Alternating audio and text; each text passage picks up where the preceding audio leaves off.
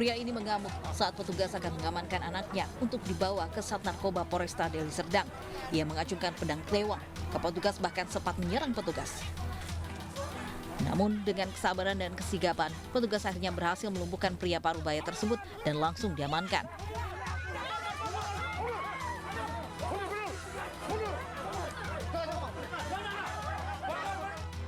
Dari hasil penggerebekan kampung narkoba di wilayah Pantai Labu tersebut, Sat Narkoba Polresta Deli Serdang berhasil mengamankan 7 orang pengguna narkoba.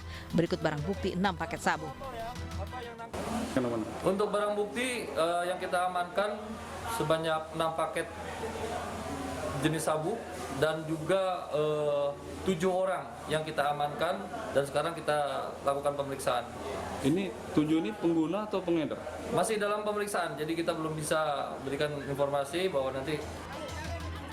Guna penyelidikan lebih lanjut, ke-7 orang tersebut berikut barang bukti langsung diboyong ke Sat Narkoba Polresta Deli Serdang, termasuk pria yang melakukan penyerangan. Dari Deli Serdang, Sumatera Utara, Amiruddin, iNews melaporkan.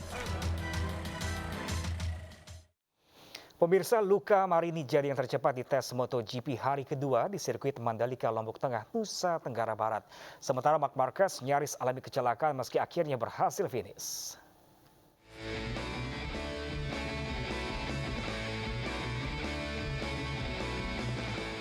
Rider tim VR46 Ducati Luca Marini menjadi yang tercepat pada tes pramusim MotoGP 2022 di sirkuit Mandalika, Lombok Tengah, Nusa Tenggara Barat.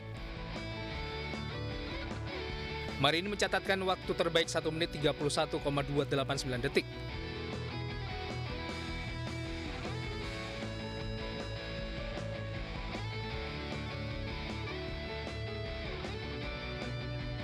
Adik Valentino Rossi itu unggul 0,192 detik atas Marc Marquez yang ada di posisi kedua.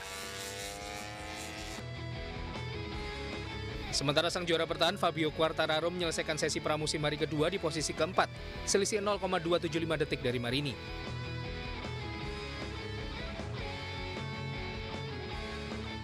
Pada sesi ini, rider tim With You Yamaha RNF, Andrea Dovizioso, terjatuh saat melakoni tes pramusim, hingga motor yang ditungganginya ringsek. Dovizioso menjadi pembalap pertama yang mengalami crash di sirkuit Mandalika. Adapun pada hasil tes pramusim hari kedua di sirkuit Mandalika, pembalap berusia 35 tahun berada di urutan ke-19. Kecelakaan juga nyaris menimpa rider Repsol Honda Marc Marquez. Akibat banyaknya debu, Marquez nyaris crash di depan pit stop. Beruntung ia berhasil menyelesaikan sesi tes MotoGP hari kedua. Terkait kondisi ini, MGPA dan ITDC pastikan hari terakhir free test, sirkuit dalam keadaan aman dan bersih dari debu.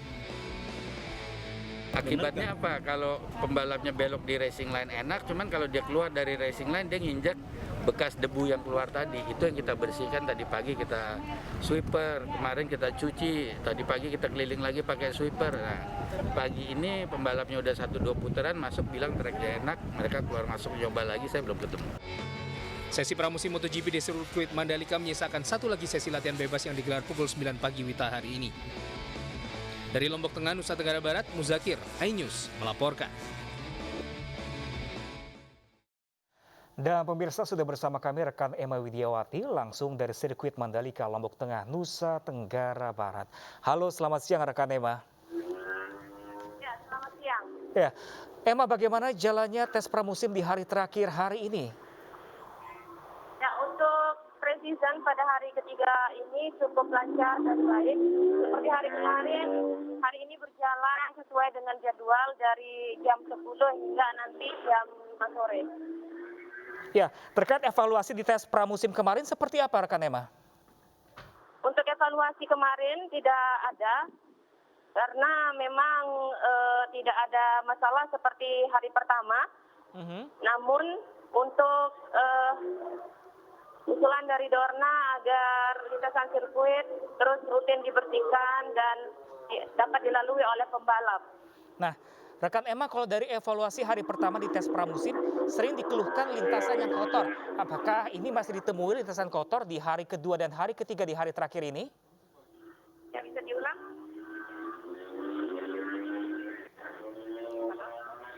Ya, halo rekan Emma. Kalau dari hasil evaluasi di hari pertama sering ditemui keluhan terkait lintasan yang kotor. Apakah lintasan kotor ini masih ditemui di hari kedua dan hari terakhir hari ini? Hingga saat ini lintasan sudah dipastikan bersih karena sebelum melakukan tes para petugas selalu membersihkan sirkuit. Ya, rekan Emma, mungkin rekan Emma bisa gambarkan lintasan kotor seperti apa sih yang dialami di sana? Lintasan kotor itu disebabkan selain karena hujan, juga karena tidak pernah dilalui oleh kendaraan baik roda 4 ataupun roda 2 di dalam sirkuit, sehingga Dorna itu memberikan saran kepada pihak penyelenggara agar setiap minggu selalu rutin dibersihkan dan rutin memasukkan kendaraan baik roda 4 ataupun roda 2. Nah, sejauh ini antisipasinya apa untuk menghindari lintasan kotor tersebut? Antisipasi tetap melakukan pembersihan secara rutin selama 2 minggu. Baik, terima kasih banyak rekan Emma Widiawati langsung dari Lombok Tengah, Nusa Tenggara Barat. Terima kasih dan selamat bertugas kembali rekan Emma. Ya, pemirsa, digelarnya MotoGP 2022 di sirkuit Mandalika, Lombok Tengah, Nusa Tenggara Barat membuka mata dunia terhadap Indonesia. Tidak hanya ajang promosi pariwisata, MotoGP 2022 menjadi bukti Indonesia berhasil menghadapi pandemi COVID-19 dan membangkitkan ekonominya.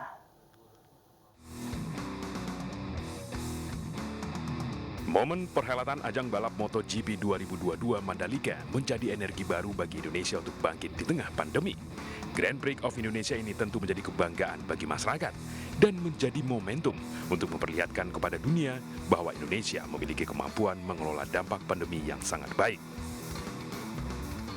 Oleh sebab itu, Partai Perindo mendukung upaya pemerintah dalam penyelenggaraan MotoGP 2022 sekaligus membangkitkan perekonomian nasional.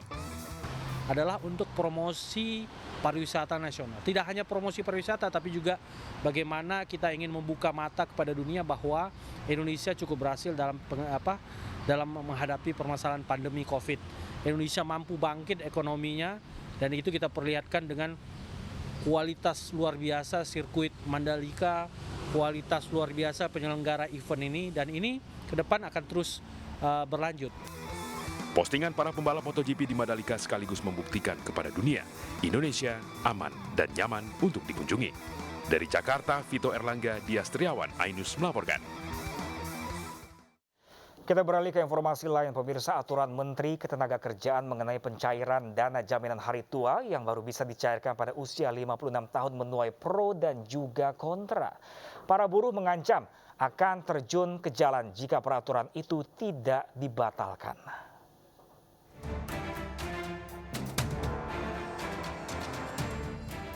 Menteri Ketenagakerjaan Ida Fauziah mengeluarkan aturan baru mengenai pencairan dana jaminan hari tua atau JHT yang tertuang dalam Permenaker nomor 2 tahun 2022. Dalam aturan baru, peserta BPJS Tenaga Kerja baru bisa mencairkan dana JHT 100% pada usia 56 tahun. Sementara di pasal 5 dijelaskan peserta yang mengundurkan diri atau terkena PHK, dana jaminan hari tua diberikan saat usia peserta 56 tahun. Peraturan baru ini ditolak keras kaum buruh. Buruh mendesak Menaker Ida Fauziah mencabut aturan baru pencairan JHT karena dirasa tidak adil dan makin menyusahkan kaum buruh. Kebijakan Menteri Tenaga Kerja ini menyakitkan kaum buruh di tengah PHK yang masih tinggi, dunia usaha belum bangkit. Apa motivasi dibalik kebijakan Menteri Tenaga Kerja ini? Kami meminta segera Menteri Tenaga Kerja mencabut Permenaker nomor 2 tahun 2022 tentang pencairan JHT, dan buruh ribuan bahkan puluhan ribu buruh dalam waktu dekat akan aksi besar-besaran di kantor Menteri Tenaga Kerja dan di seluruh Indonesia untuk menolak Permenaker nomor 2 tahun 2022. Pemerintah berkeras aturan dibuat untuk mengembalikan fungsi JHT sebagai jaring pengaman saat pekerja sudah tidak produktif dan bukan sebagai jaring pengaman pekerja semasa produktif. Sekarang ini pemerintah tidak mungkin menarik sesuatu tanpa menyiapkan bantalannya atau alternatifnya. Untuk teman-teman yang ter-PHK, sudah kita siapkan jaminan kehilangan pekerjaan. Jadi yang ter-PHK, selain mendapat pesangon dari perusahaan, juga akan mendapatkan uang cash selama 6 bulan, kemudian mendapatkan akses pelatihan dan informasi lowongan kerja. Nah, karena sudah ada JKP ini, maka JHT itu kita tarik, kita kembalikan ke fungsi asalnya sebagai safety net untuk hari tua.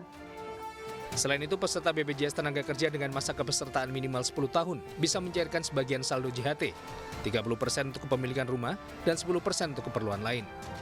Peraturan Menteri Ketenagakerjaan Nomor 2 Tahun 2022 ditandatangani pada 2 Februari lalu dan baru akan berlaku 3 bulan kemudian pada Mei 2022. Tim Liputan iNews melaporkan. Ya, pemirsa, banyak pihak menolak aturan baru pencairan dana jaminan hari tua. Hingga pukul 9 pagi ini, petisi penolakan Permenaker Nomor 2 Tahun 2022 melalui change.org telah ditandatangani lebih dari 250.000 orang. Petisi tolak Permenaker Nomor 2 Tahun 2022 tentang aturan baru pencairan dana JHT yang baru bisa dicairkan 100% pada usia 56 tahun telah ditandatangani lebih dari 255.000 orang pada pukul 9 pagi ini dan diperkirakan masih akan terus bertambah.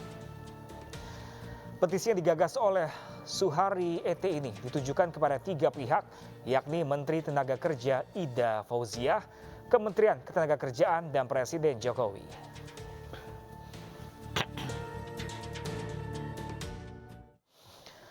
Pemirsa, kue berbentuk hati ditaburi emas 24 karat bisa jadi pilihan hadiah di hari kasih sayang. Seperti apa keunikannya selengkapnya sesaat lagi pemirsa, tetaplah bersama kami di iNews.